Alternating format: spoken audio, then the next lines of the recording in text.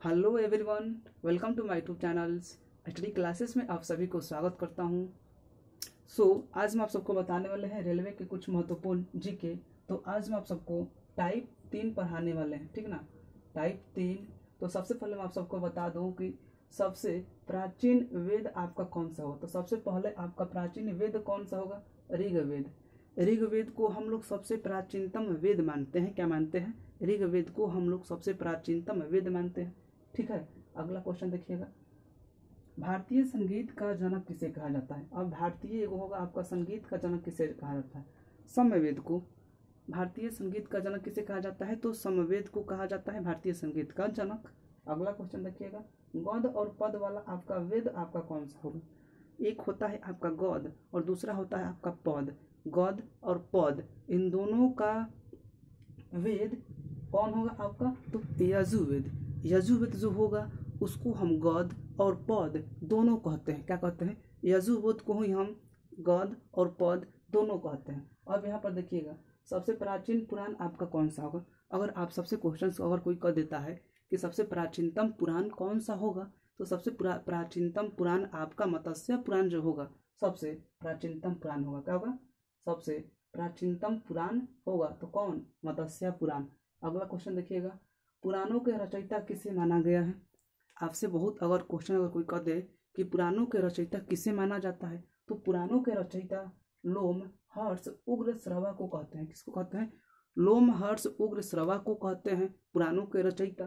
किसे कहते हैं? लोम हर्ष उग्र श्रवा को कहते हैं पुराणों के रचयिता। आपका अगला क्वेश्चन देखिएगा, सिंधु सभ्यता के लिए सिंधु सभ्यता के लिपि का भाव आखिर क्या होता है? सिंधु सभ्यता किसके द्वारा वह प्रसिद्ध था? तो यानी कि वह भाव और चित्रात्मक शब्द से वह क्या था? सिंधु सभ्यता बहुत प्रसिद्ध था। किससे? भाव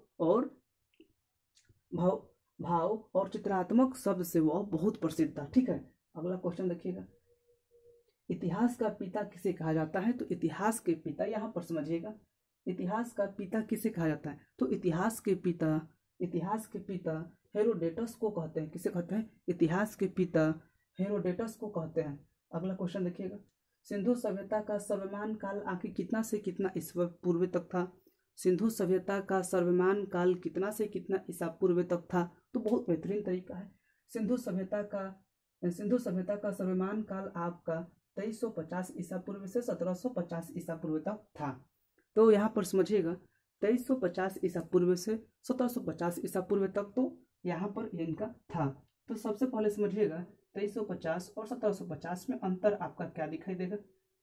शताब्दी में पहले यही होता था, ठीक ना। यहाँ पर आप सबको दिखाई दे रहा होगा लिखा हुआ शताब्दी, तो शताब्दी में पहले यही होता था, ठीक है। अब अगला क्वेश्चन देखिएगा, अब हमने आपसे बोला कि हड़प्पा कहाँ पर स्थिर है? हड़प्पा आपका कहाँ पर स्थिर है? तो हड़प्पा आप सबका रावी नदी के तट पर स्थिर है। कहाँ पर? रावी नदी के तट पर स्थिर है। तो कौन? हड़प्पा, ठीक है। हड़प्पा आपका कहाँ पर स्थिर है? तो रावी नदी के तट पर स्थिर है। और हमने आपसे बोला कि रावी नदी कहाँ पर स्थिर है? तो रावी नदी आपका पाकिस्तान में स्थिर है। अब यहाँ पर देखिएगा, सिंधु सभ्यता के प्रमुख फसल आपका कौन कौन होगा? सिंधु सभ्यता एक हो जाता है आपका। देखिए अब यहाँ पर मैं आप सबसे बात करूंगा सिंधु सभ्यता के बारे में। तो सिंधु सभ्यता का प्रमुख फसल आपका कौन होगा? तो सिंधु सभ्यता का प्रमुख फसल आपको दिखाई देगा गेहूं और जौ दिखाई देगा, ठीक ना। सिंधु सभ्यता का सबसे बहुत ही प्रमुख फसल गेहूं और जौ है। तो आप इसको भी बहुत बेहतरीन तरीके से याद रखिएगा। अब यहाँ पर आपका अगला क्वेश्चन, आर्य लोग सर्वप्रथम बसे कहाँ पर? तो यानी कि आर्य समाज के लोग होते हैं, देखिएगा आर्य समाज के कुछ लोग होते हैं, वह सबसे पहले कहाँ पर बसे होते हैं? तो आर्य समाज के जो लोग जो थे सबसे पहले पंजाब में और अफगानिस्तान में बसे हुए थे, ठीक है। यहाँ पर देखिएगा आर्य समाज के जो लोग थे सर्वप्रथम पंजाब और अफगानिस्तान में बसे हुए थे। अगला क्वेश्चन देखिएगा, आर्यों के सर्वाधिक प्रिय देवता कौन था?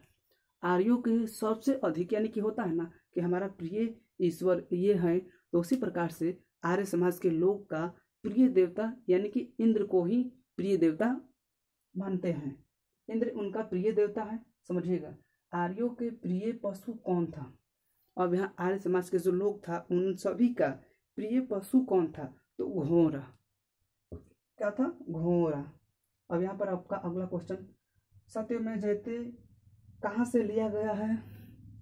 सत्यमेव जयते कहाँ से लिया गया है? तो समझिएगा, सत्यमेव जयते आपका मुंडकोपनिषद से लिया गया है। कहाँ से? सत्यमेव जयते मुंडकोपनिषद से लिया गया है। अब आपका अगला क्वेश्चन, न्याय दर्शन के प्रवर्तक कौन है? तो न्याय दर्शक के प्रवर्तक जानते हैं कौन है? देखिएगा, न्याय दर्शक के प्रवर्तक गौतम बुद्ध को मानते हैं। किसको मानते हैं? गौतम को हम लोग न्याय दर्शक प्रवर्तक मानते हैं। देखिएगा, न्याय दर्शन, ठीक ना, प्रवर्तक मानते हैं किन को? तो गौतम बुद्ध को मानते हैं। इन सभी प्रश्नों को बहुत विस्तार पूर्वक आप लोग को समझ में आ रहा होगा। तो ऐसे ही आप लोग इसको बनाते रहिए, समझते रहिए, बहुत शानदार तरीकों से बनाते रहिए और इसको याद करते रहिए। इतना आप सबको बेहतर लगेगा कि कहिए मत, ठीक है। तो हमको उम्मीद है कि आप सबको बहुत अच्छा लगा हो। तब तक के लिए इतना ही, फिर मिलेंगे अगले वीडियो में। जय हिंद।